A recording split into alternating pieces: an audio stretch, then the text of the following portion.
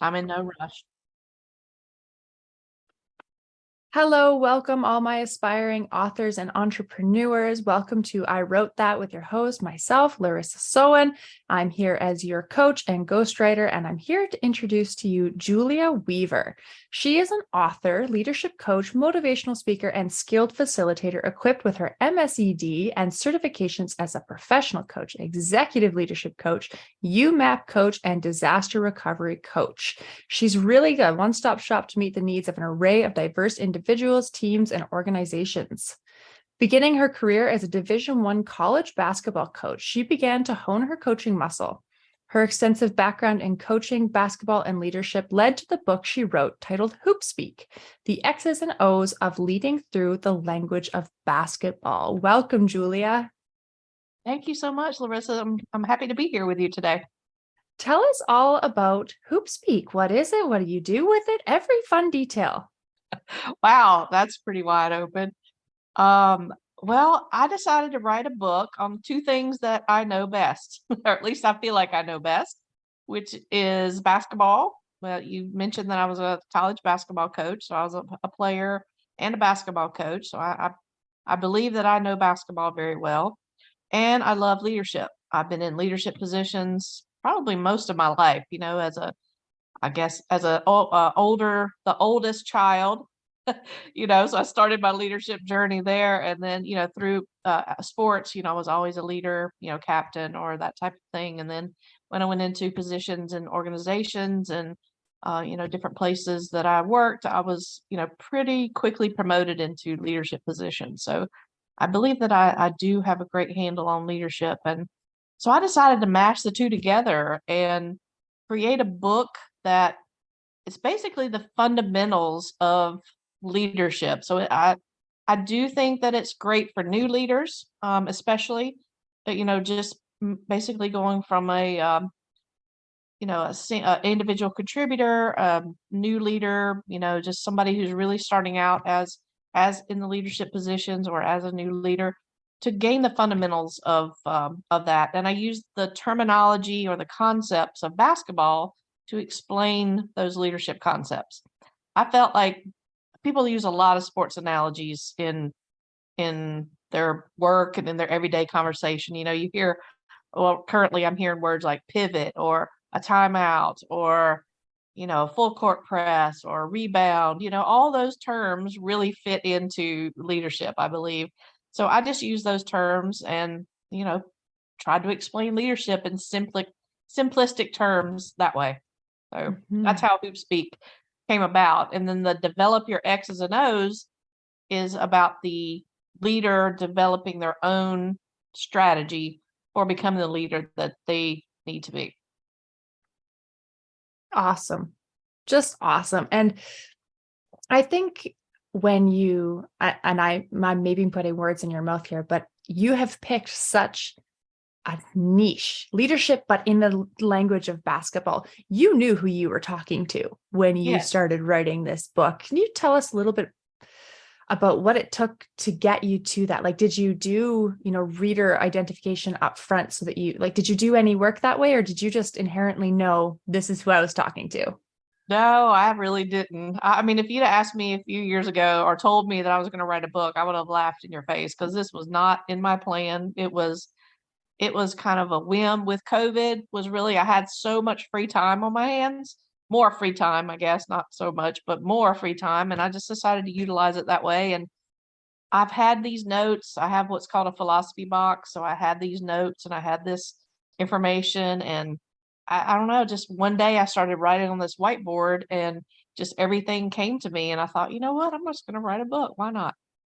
So Why really, not? no, I did not do research, but I know that basketball is a universal language, I feel like. And I just thought that it would be a simple way to talk about leadership, at least in a way that maybe people could understand. I think that's so important in the nonfiction realm. And you mentioned it earlier. You said the two things I knew best, and you brought them together. When you're writing in the nonfiction space, What was it like to merge those two worlds together? Did it come very easily? How did you do it? Did you share stories? What did you do? Hmm. I asked a lot of people a lot of information. So I went to my people. I went to my former players, former coaches, people in my life, former leaders, and just asked a lot of questions like how do they see leadership in basketball aligning? And then so I got a lot of their ideas from that, just to get some ideas about what other people thought. I mean, I had the ideas in my head, but I'm kind of a simple writer. Like the people say that my book sounds like I'm talking to them in a like a podcast. So it's it's I'm talking to the person because I ask a lot of questions in the book. And there's also, which is different than probably a lot of books, I added journal pages within the book. So not only do I ask questions after each of the, I put it in quarters instead of chapters to stimulate or emulate, a basketball game.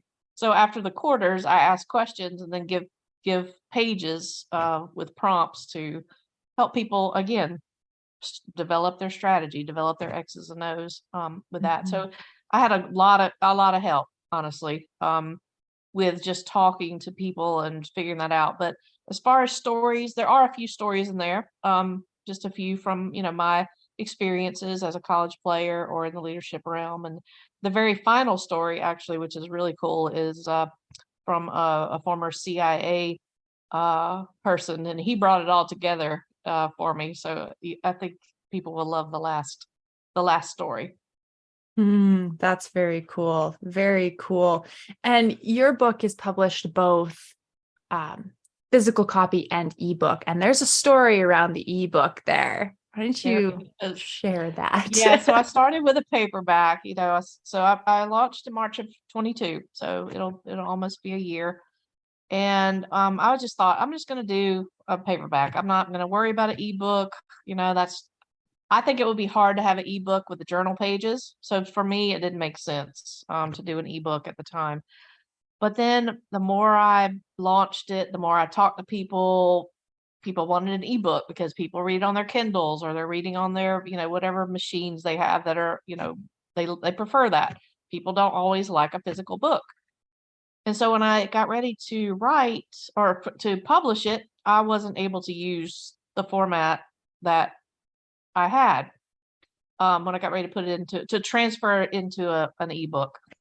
So I had to find the Word document, which of course was like long lost because I had somebody format it. So I had to find the Word document, and I basically had to rewrite the book in a Word document. So it's 200 to some pages minus the journal pages, so probably about 180 or 90 pages that I had to rewrite.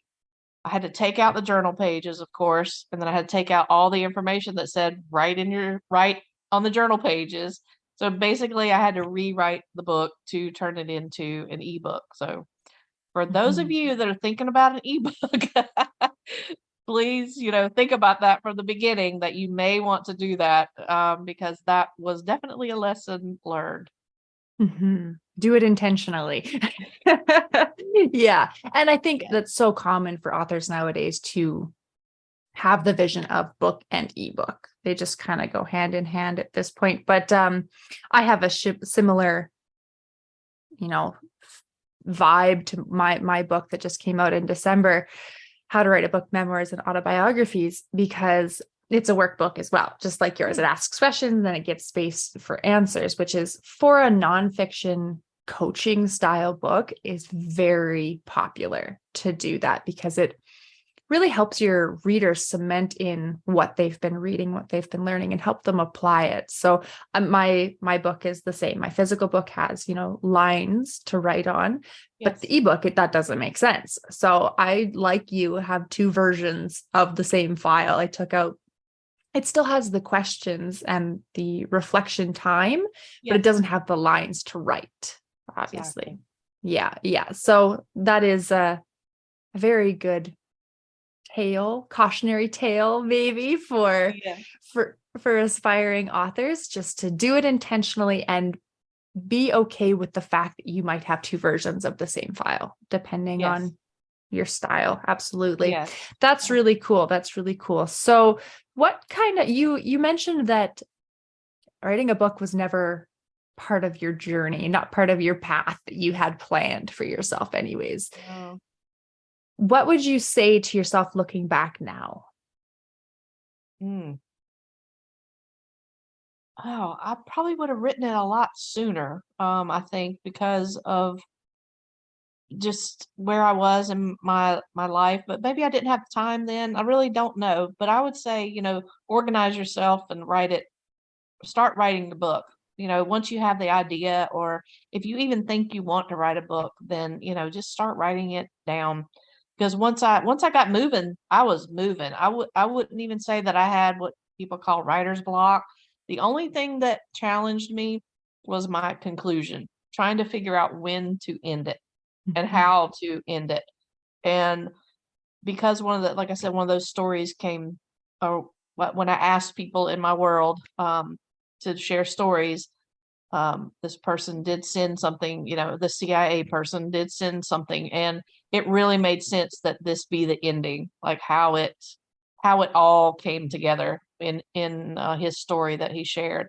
So that helped me with the conclusion of that. But I would Mhm. just encourage people to, if they've got notes or they've, always wanted to write it, then just, start writing. I use a whiteboard. I had this vision, kind of a vision board, if you will, of all the things that, I wanted to include in there. So I don't include like slang, like slam dunk and, some of those things. So it's real like fundamentals of basketball, like a pass, assist, rebound, box out, like it's all the fundamental words. Um, so now that I've gotten it out, I actually want to do some more because I feel like I left out a couple of things. So I'm toying with a new book, a second edition, or booklets. So I don't know if you have Mm. any advice on that. But that's where I am right now and what I'm thinking.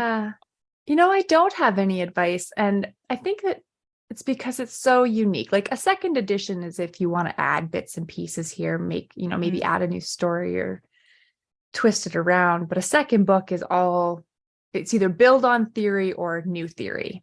Mm. So I guess it depends on what you're going to do with it, Yeah, right? I don't think I What have you, enough for a new, unless I went a whole different direction. I feel like I Mhm. pretty much got all the things in there. I did miss a couple of things people have, after people have read it and thought, well, what about this and what about that? And some things I've gone, yeah, that would probably work, and some I've gone, no, I won't. I probably wouldn't include that. So then I was thinking about maybe just small little booklets out of it with just one topic, but I don't know. We'll Mhm. see. We'll see what comes up. I'm saving that for I'm letting it go a year and then I'm gonna decide what I want to do after There you go. after March. So Yeah. And like you said, keep your whiteboard notes so that you don't lose any yes, of it. that's Yeah. what I have. I have it up. Yes, I have my whiteboard up now with Good. what I would do, like small booklets. And if it's even enough for like a second edition, I don't know.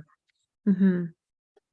So Yeah, that's really interesting. The when it comes to nonfiction series, like when you're talking in series, is a little bit different because it's unlike fiction. It's a little bit. It's not such a continuation of the story. It's usually a different version of the story or a new story, true. right? Or new the methodology or whatever it is that you're introducing in your book. But that's very interesting. So there might be another book in your future. There might be another book. People want it. I don't. Yeah, they're trying to talk me into it, but they want to do it me to do a coaching book. But I just, God, coaching is so huge. I don't even know where I'd begin. So Mhm. I don't know. But you do use your book in your business, in your coaching business. How do you integrate the two of them? Yes, actually, well, I created a course out of the book. So taking those fundamentals out of the book and then turning it into basically a small workshop. Now, the two audiences that I've used so far, I've been coaches, actually athletic coaches. So I did kind of twist it a little bit to get that basketball audience a little bit more. So I had two different courses. One was for the coaches, like head coach, assistant coaches, and then one for the student athletes. So they both were getting the same information, but the coaching part was more in depth about becoming a coach and developing the X's and O's. And then the one for the athletes was just the concepts of it for like captains or people, anybody can be a leader. I think, people on the team are leaders in different ways. So I just took things out of it. So it's a shorter course, but that way they can all talk the same language, which is one of the goals of the book, which was leadership through the language of basketball. So if people are talking the same language, I think it builds that bond and camaraderie. So that's really one of the reasons that I created that. So if everybody on a team, and we're even talking a basketball team or any kind of team or a work team, if they're, saying, "Oh, who did you give an assist to today?" They all know what that means. If a work group, reads the book, then they can all talk the same language. We all have our own languages in lots of organizations. There's slang or acronyms or whatever. So that's how I thought about the book in that way. That creating that a common language builds camaraderie. Mm-hmm. So you used your book as a framework for your courses. That's really cool. And that's what I find with a lot of the clients I serve, whether they have programs already. Typically, after they write the book, they end up revising the programs because the book reveals something new or teaches in a different way or whatever the case might be. It's a huge, asset to your coaching journey, your coaching business. Do you use your book as a qualifier in any way, shape, or form? Like the clients that come through your coaching program, do you ask that they read the book first, or is it included in your program, or do you use it anyway that way? It's included in the program. Actually, I don't send it out beforehand. I go over the concepts and, all of the pieces of the book. But currently I don't have them read it beforehand. Maybe something to consider though. Maybe in the future to really pull out of the book. Now I have a couple of book clubs, that I've done online. So they've read the book, but as far as like my coaching business or my, facilitation of the courses, I've just talked about the fundamentals and then I offer the book as part of their, I guess registration. So they walk away with the book because there's a lot more things in the book than I actually teach in the course. Yeah. As there usually is. Yeah, A exactly. book is, You gotta leave yeah, them, a little bit want a little bit more, right? that's right. Yeah. You cover so much ground in a book that you don't, and that's the nice part about a book is our programs are, they're good, they're robust, especially if you have pre-recorded videos and stuff. You're guaranteed to say the same thing every time. But in the live courses, the one-on-one, you might miss things, right? Because True. they don't, somebody didn't ask that question, so it didn't come up this time. Whereas your book, you are like, as the writer, you're sitting with it for a long time. So you're thinking about it from all the different angles and you're putting in all these different details that the reader now gets to enjoy, for a longer period of time than we might be with them in the coaching environment. Absolutely. Great point. Yeah. Yeah, that's really great. That's really great. Well, do you have anything else to mention to our listeners, our potential authors, our established authors, anybody that might be listening? Words of wisdom. Wow. Oh my gosh. Well, wow. I guess there's that saying that if you don't see what you're looking for out in the world, like you're looking up a book and you don't see it, then write it. I think that's the biggest thing that I got out of it. I looked to make sure that I wasn't copying something else, that there was not a book. Now there's books on leadership and there's books on basketball and there's books about leadership written by basketball coaches. And there's a lot of that out there. But as far as using the terminology for basketball to explain leadership concepts, I could not find it. Now, whether it's out there, maybe in this world or somebody who's listening, maybe you have found it. But I would say, if you don't see something out there that you want, then write it yourself. I love that. That is a golden nugget right there, because I think as coaches, we get into this business because we wholeheartedly believe we have a way of doing things that's going to work for people. It's not going to work for everybody, but it's going to work for somebody. And as authors, I think sometimes we get held up in the fact that who's going to want to read my book?